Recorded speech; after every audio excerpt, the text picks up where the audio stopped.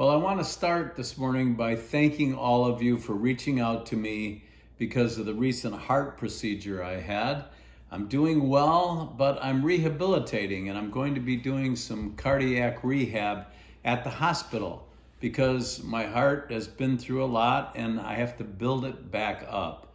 I want to ask you today, are you broken in an area of your life? Maybe it's physically, maybe it's emotionally or mentally. Do you need building back up?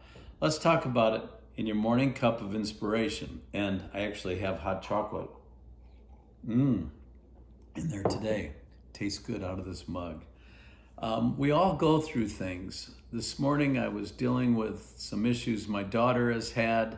My youngest daughter has had a lot of physical pain, a lot of mental anguish because of it. It's been going on for a couple years.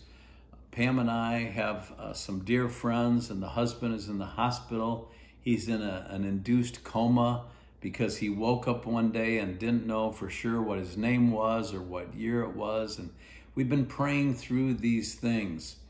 And this morning, I was thinking about how when we're broken, that's when we are really near to the heart of God. He said he's near to the brokenhearted. And I want to encourage you this morning that you're in those times we kind of identify with what Christ went through when he was beaten so brutally and then hung on a cross and his body was broken. His blood was shed. But Paul says in Philippians 3:10, I want to know Christ and the power of his resurrection and the fellowship of sharing in his sufferings, becoming like him in his death.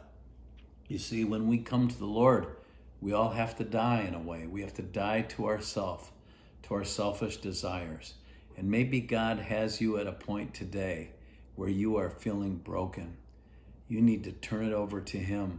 Maybe he's been calling you for a long time to just submit to him and allow him to come in and put his arms of love around you and build you back up, just like I'm needing to be built back up.